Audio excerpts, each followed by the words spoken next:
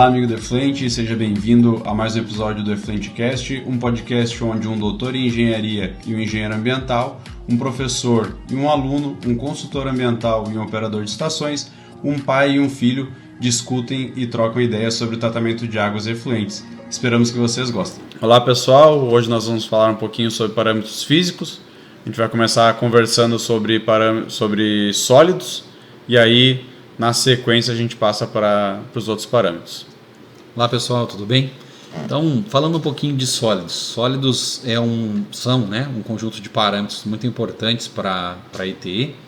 E dentro dos parâmetros físicos, acredito talvez os mais importantes. Se a gente for diferenciar, então, sólidos, a gente vai diferenciar, vamos botar aqui duas categorias. Os sólidos sedimentáveis e os sólidos totais. Dentro dos sólidos sedimentáveis, então eu coloco ele sempre como separado, porque ele teoricamente não faz parte dos demais.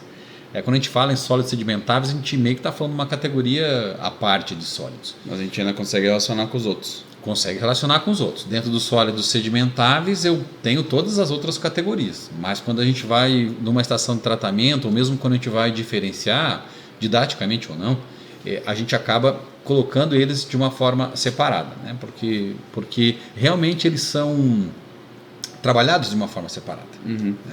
Então, então vamos começar pelos sedimentáveis, que eu acho que é mais fácil talvez. A gente, quando faz sólidos sedimentáveis, primeiro método, como é que é o método de fazer os sólidos sedimentáveis? É o mais simples de todos os sólidos, simplesmente um cone. Então você tem um cone MNOF, ele vai ser um cone ou de vidro ou de um material polimérico qualquer, um acrílico normalmente é o que se utiliza, e a gente vai simplesmente colocar 1 litro da nossa amostra e deixar decantar, ou por meia hora ou por 1 hora, A análise oficial fala em 1 hora, e aí já vem uma diferenciação. Quando a gente fala então em uma análise para uma avaliação de uma ETE como um ponto de lançamento, ou mesmo quando você vai buscar um efluente bruto, os sólidos sedimentáveis, nessa análise, 1 hora. Então, por isso que ele é a unidade ml, litro, hora. Porque seria 1 hora de decantação, certo? 1 hora de sedimentação. Então, quando a gente faz essa sedimentação, o que a gente vai observar? O que esse sólido vai reter, o que ele significa?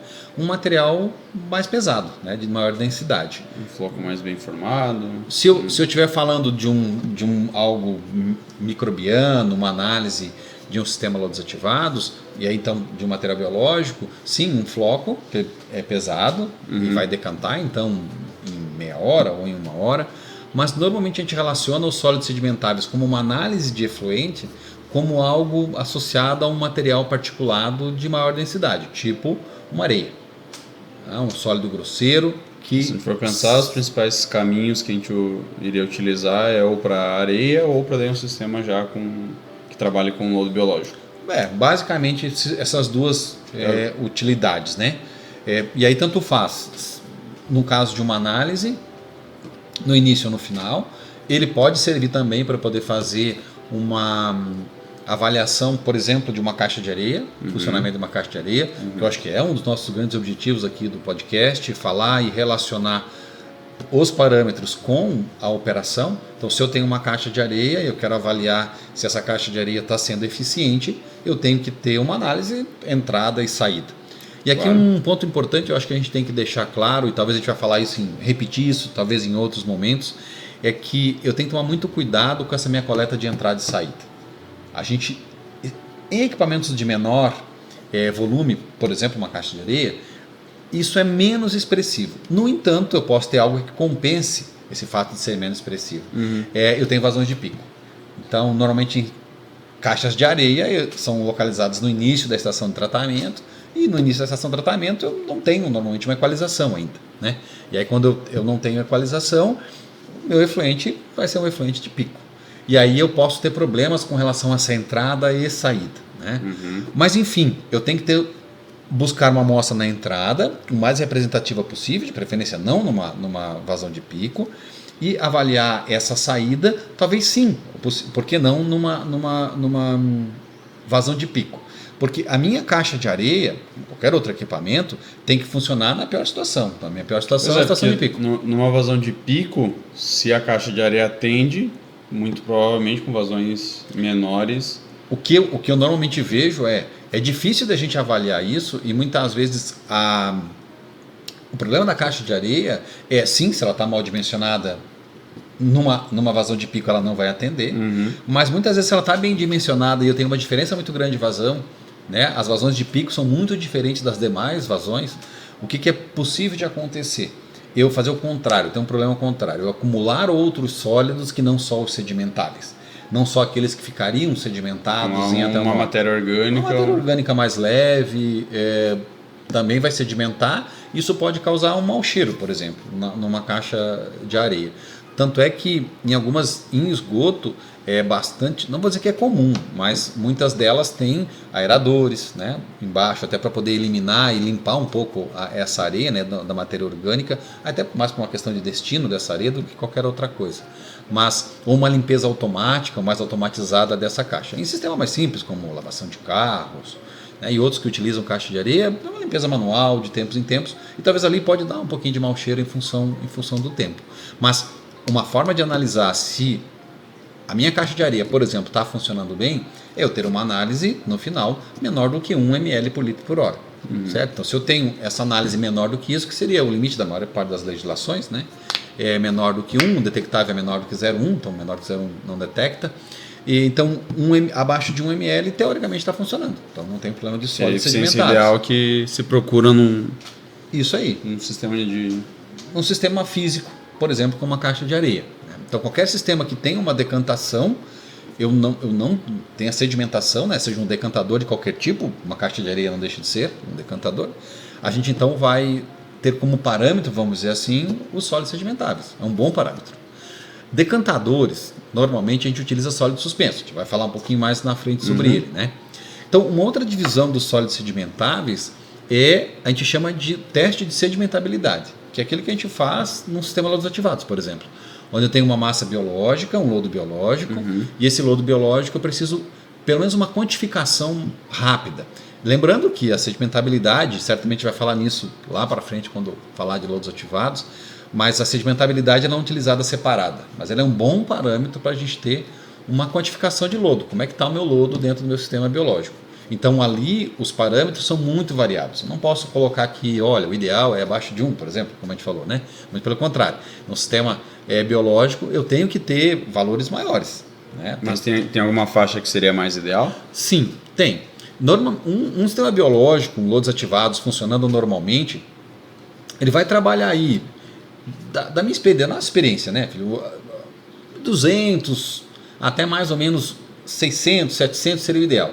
Já vi sistemas funcionando com menos do que 200, por exemplo, sistemas que têm pouca carga orgânica, baixa carga orgânica, então ele tende a não formar uma grande quantidade de lodo, né, isso é proporcional, e já havia acima de 600, já vi com 900, por exemplo. Sistemas que estão sobrecarregados, estão com excesso de lodo. Então o descarte de lodo não está sendo feito de uma forma que dê conta de colocar esse cone, que a gente chama, né, essa análise de sólidos sedimentáveis, o cone na faixa ideal, entre 500, mais ou menos 200, vamos colocar assim. Tá, e aí, por exemplo, quando a gente faz uma análise no cone, a gente vai ter um valor, seja ele 200, 300, 400, só que imagino eu que também o aspecto visual, que ele não seja mensurado, mas também vai influenciar nessa análise de sólidos sedimentáveis. Seria mais ou menos isso? Isso é bem importante, porque quando a gente usa o cone para uma análise de lodo biológico, a gente complementa ela com uma análise de sólidos suspensos,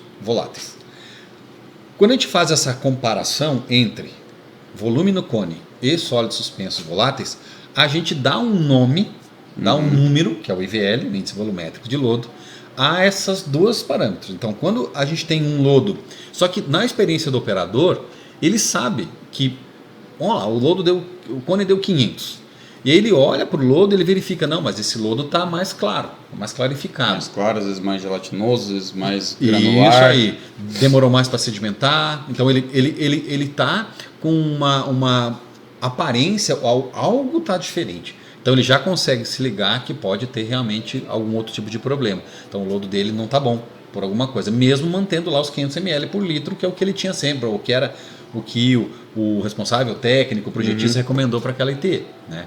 Então, isso sim é importante. E essa análise é uma análise barata, fácil de fazer. Então, nós recomendamos, por exemplo, todo dia, 2 vezes ao dia, né? Uma vez por turno, por exemplo. É o que a gente recomenda fazer para que o operador tenha uma boa controle, nem que seja visual, né, do processo, e rapidamente ele consegue buscar outras informações que podem, de fato, chancelar isso que ele está vendo, né? Olha, realmente está tendo algum tipo de problema. Que problema? Ele vai olhar lá no decantador secundário, por exemplo, e está arrastando lodo, mais do que ele costuma arrastar, mais uma evidência de que o lodo dele não está bom, alguma coisa não está legal no lodo, né? Então, sólidos sedimentáveis é um parâmetro muito simples, mas ele fala muita coisa sobre muito grande na estação. Bastante grande. E do IVL, qual seria a relação que teria que manter? O IVL, o ideal é a gente manter abaixo de 200. Né? A gente chama que um IVL acima de 400, o lodo tem uma qualidade péssima. Né? Abaixo disso. Por que isso? Porque o IVL ele é uma relação, é como se fosse, tanto é que a unidade do IVL é ml por grama. Então o que significa? Bom, quanto mais ml por grama eu tenho, menos denso é o meu lodo.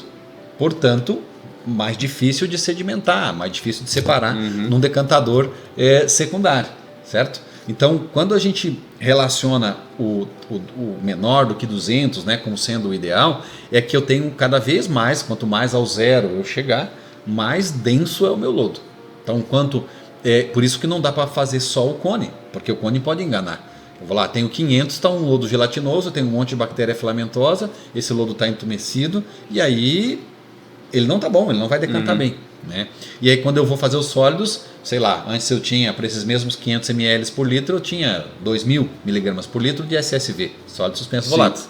E quando eu vou olhar agora, meu lodo ficou mais gelatinoso, não está tão com um marrom tão escuro, está mais clarificado, eu vou olhar, está 500, por exemplo. Eu mantenho o mesmo volume, mas agora a minha quantidade de sólidos por litro diminuiu, passou para 500 miligramas por litro de SSV. Então o que acontece? O lodo expandiu, ele está mais volumoso, que não é o ideal. E aí esse cálculo leva a esses números, né? O ideal menor do que 200. Né? De 50 e 200 são números bons de trabalhar. Entre 200 e 400, dependendo de como está dimensionado o teu decantador, se ele está com folga, se ele está bem dimensionado, super dimensionado de preferência, ele... Normalmente não? Normalmente não. O que acontece é normalmente não. Né? Pela nossa experiência a gente já sabe, normalmente não. Ele então ainda talvez atenderia, conseguiria separar sólidos, mas com dificuldade. Acima de 400 fica praticamente impossível de decantar. Então é um lodo que vai entrar e vai sair. Tu vai pegar uma análise qualquer na entrada do sistema biológico, na saída, e vai estar com qualquer parâmetro, né? Tá. Igual. E aí, por exemplo, numa situação dessa, onde a gente está com um lodo gelatinoso, qual o procedimento ou como que a gente poderia intervir numa situação dessa? Bom, aqui é uma pergunta bem complexa, porque pode ter várias possibilidades. Né? Com certeza isso tem a ver com algo que mudou no teu sistema de tratamento, pode ser o efluente. Por exemplo, eu tenho lá uma carga a mais que não era para vir. Normalmente o detergente, né? O detergente se mudou, você usou um quaternário de amônio um pouco mais forte. E aí o que aconteceu? Você prejudicou a qualidade do teu lodo. Então matou aquelas bactérias que davam a microestrutura. A bactéria filamentosa ela é muito importante para um sistema de lodos ativados para ele poder dar essa característica de sedimentabilidade boa. Então quando ela está em excesso, dá o booking. Quando ela está faltando, eu crio um lodo muito pequenininho, ele também não decanta. Então não adianta nada, né? Então tem que ter esse equilíbrio. Mas eu mexi nesse equilíbrio, nessa equilíbrio microbiológico, e acabou então criando essa característica. Bom, como é que eu sei isso? Eu tenho que fazer uma análise microscópica. Né? Eu não posso fazer apenas uma análise de sólidos sedimentáveis e relacionar com SSV e ele então por achar si só que isso não vai conseguir. Agora, eu posso, se for filamentosa, realmente eu já tenho essa característica, observei isso outras vezes, né? Ele criou esse entumecimento, a gente costuma dar um choque de cloro. Então a gente bota hipoclorito lá dentro do decantador mesmo, dá um choque, ela então Tu elimina um pouco a bactéria filamentosa, o lodo de novo se recupera, lembrando que eu tenho que eliminar o meu problema. Essa é a complexidade. Qual é o meu problema? O que está causando de fato? É um paliativo para tentar resolver e não perder tanto lodo, mas... Isso, e continuar dando conta de fazer, né? Eu acho que uma outra coisa importante de a gente conversar, por exemplo, daqui a pouco eu estou fazendo meu cone lá, meu sólido sedimentável, está em 500, fiz hoje 500, amanhã eu vou estar 450, no outro dia eu vou estar 400. Opa, minha qualidade está boa, faço meu IVL, ele está muito parecido, o que está acontecendo? Eu estou perdendo lodo. Então, possivelmente o descarte do sistema lodos ativados não está adequado, né? Ele está ou descartando, neste caso vai estar descartando demais. Mas por que descartando demais, né? Eu peguei uma situação há pouco tempo atrás que, por exemplo, a gente alimentava dois reatores aerados e aí um ficava em um dia com 50 ml de lodo, o outro 100, e depois outro dia um era 150, o que estava com 50 passava para 150, o que estava com 100 baixava para 50. E aí que pode ser isso? Se isso não está associado a uma mudança na característica do lodo, né? Ou seja, não tem nenhum tóxico, nenhum componente tóxico, o teu lodo não faltou aeração, nada disso, o pH não mudou muito, normalmente está associado ao descarte, né? Então nesse caso a gente estava formando o lodo, né? Pode ser por causa disso pode ser isso também, porque o que acontece? Eu tenho uma carga de entrada, né? Uma carga orgânica de entrada. Essa carga orgânica de entrada, ela então está programada para ser transformada em lodo, né? E esse é o meu descarte, certo? Meu balanço de massa, né, que vai me levar a esse descarte, tem a ver com essa entrada. Como essa entrada varia, isso pode ter a ver com essa variação do lodo. Só que essa variação não é tão rápida quanto tu falou. Então isso muito provavelmente aí era essa questão. Talvez tu estava fazendo um descarte e ali como tu estava formando o lodo, qualquer descarte excessivo dava um impacto grande. Né? Então talvez tu travava o outro reator e então ele formava lodo, porque especialmente no começo, quando tu está adaptando, né, tu perde muito lodo, né? Ele morre muito. Então às vezes tu jogava um lodo bom fora, que é o que decantava, e ficava com o lodo sobrenadante, que era o morto. E aí isso não ia se ajustando nesse sistema que estava iniciando. O início é muito complicado, né? Acho que a gente pode até criar, porque não um episódio específico sobre starts. Pode ser? Porque eu acho que ali tem muita coisa para a gente falar sobre isso. É um ponto.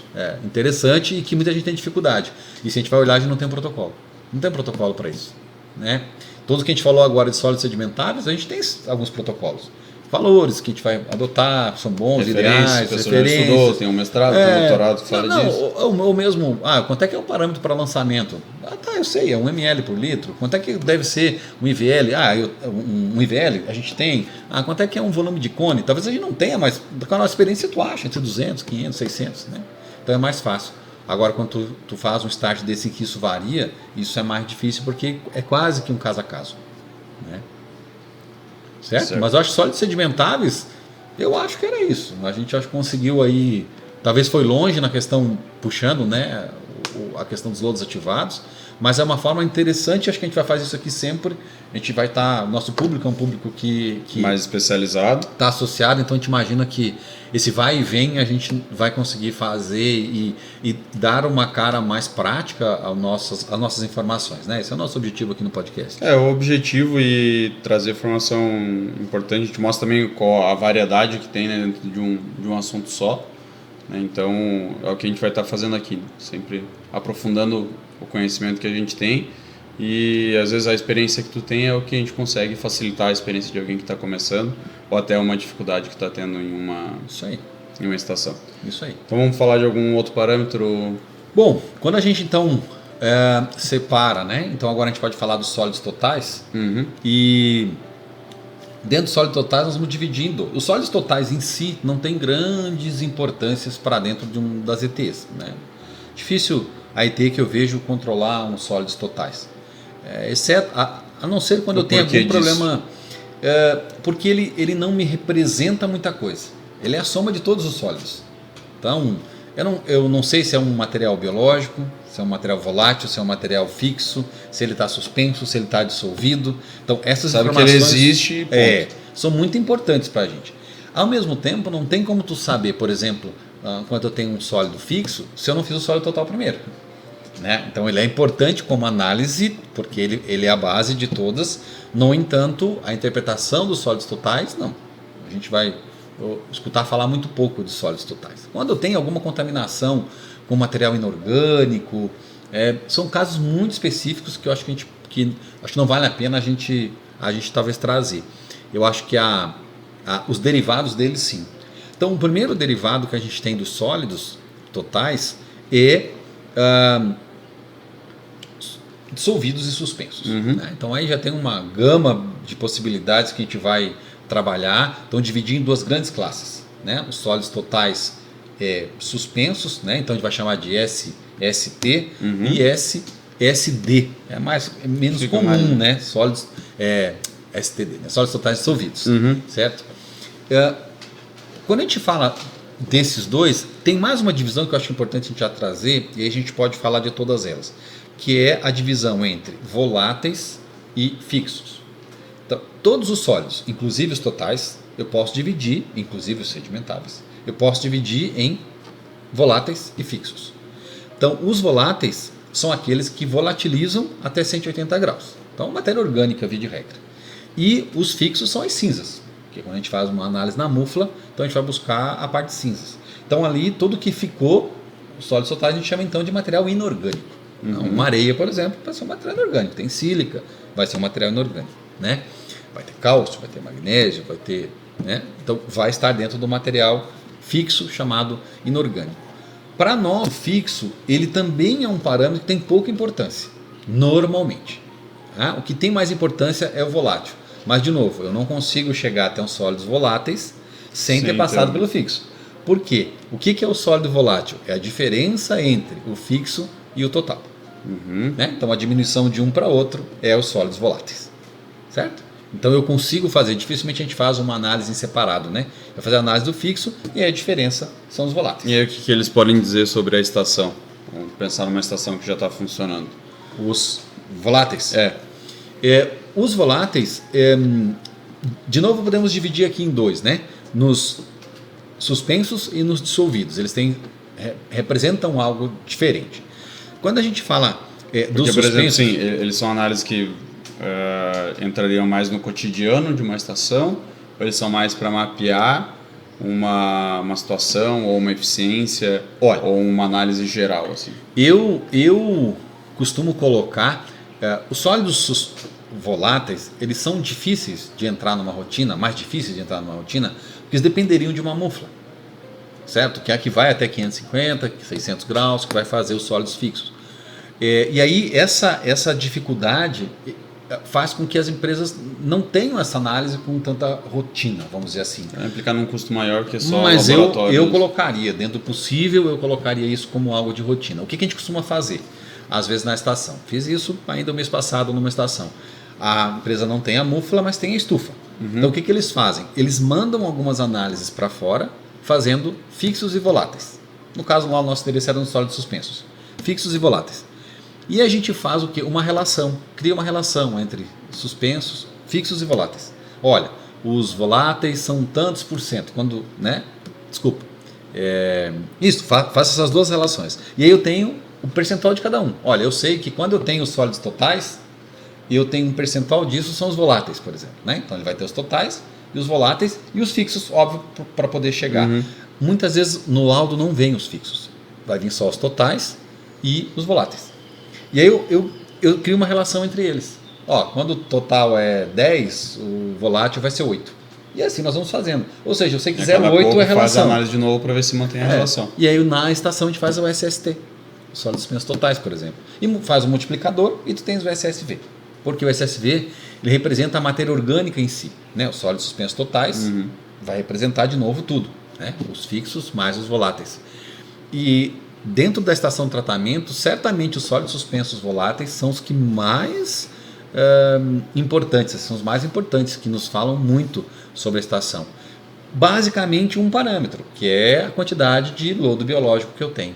Então a minha biomassa dentro do sistema biológico, seja ele qual for, anaeróbio, aeróbio, né, lodos ativados, lagoa, não importa, vai estar associada com a questão dos voláteis. Então a minha biomassa eu relaciono com os sólidos suspensos voláteis.